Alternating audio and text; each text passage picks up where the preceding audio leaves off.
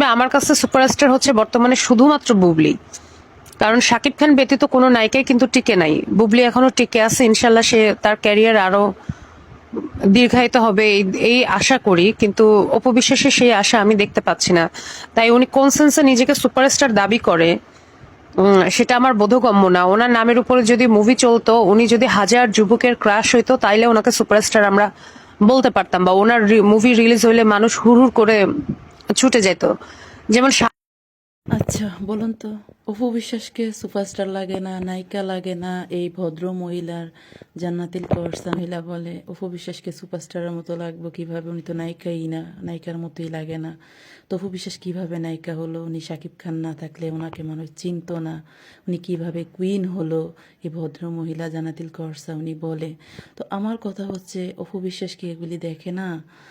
এই যে ওনাকে নিয়ে এত খারাপ মন্তব্য করে, উনি কেন এগুলি এড়িয়ে যায়? উনি কেন এতটা সম্মান দিতে যায়? আমার তো মাথায় আসছে না। যেখানে ওনাকে নিয়ে এত বাজে কথা বলে, তাহলে উনি কেন এত সম্মান দেখাতে যায় মানুষকে? আমার তো মনে হয় না সম্মান দেখানোর কোনো প্রয়োজন আছে। আপনারা বলুন যে একটা মানুষ কখনো কারো স্বামীর ভাগ কাউকে দিতে পারে? যাই হোক, যেটা হবার হয়ে গেছে। যেখানে অফু বুবলি দুজন যদি দুজনের মানিয়ে নিতে পারে, ওনারা ব্যক্তিগত জীবনটা হয়তো আগে বুবলি বলে নয়তো অফু বিশ্বাস বলে, দুজনেই এগুলি নিয়ে কথা বলে, ওনাদের ব্যক্তিগত সমস্যা ব্যক্তিগতভাবে ওনাদেরকেই মেনটেন করতে দেন। আপনি আমি আমরা ওনাদের পার্সোনাল কেউ না। তাহলে কেন এত বাজে নোংরা কথা বলে দুইটা টাকা ইনকাম করার জন্য? বুবলি আপু কি আপনাকে টাকা দিছে? না অপু বিশ্বাস টাকা দিছে? কোনটা? এই ভদ্র মহিলা সব সময় এত নোংরা কথা বলে, আমার মাথায় আসছে না। অপু বিশ্বাস ঢালিউড কুইন এমনি এমনি হয় না। ওনার অভিনয় দিয়ে উনি মানুষের মন জয় করেছে।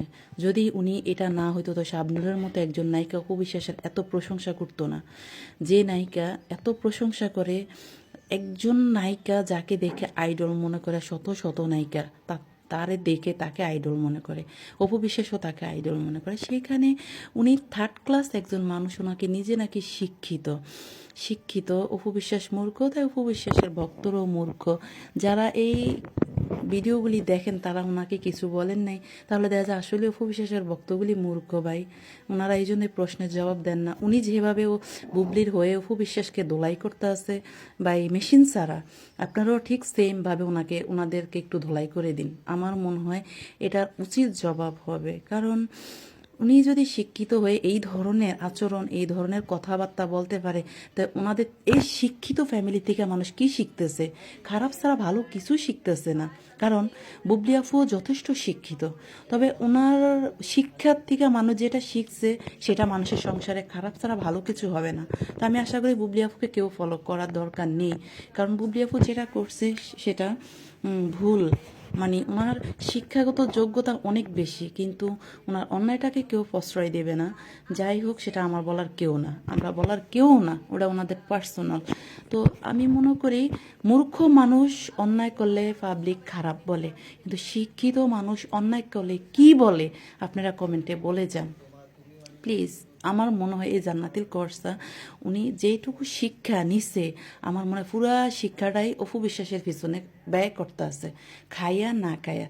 দয়া করে কমেন্ট বক্সে বলে যান যে ওনার শিক্ষাগত যোগ্যতা কি এগুলিই লেখা ছিল একজনের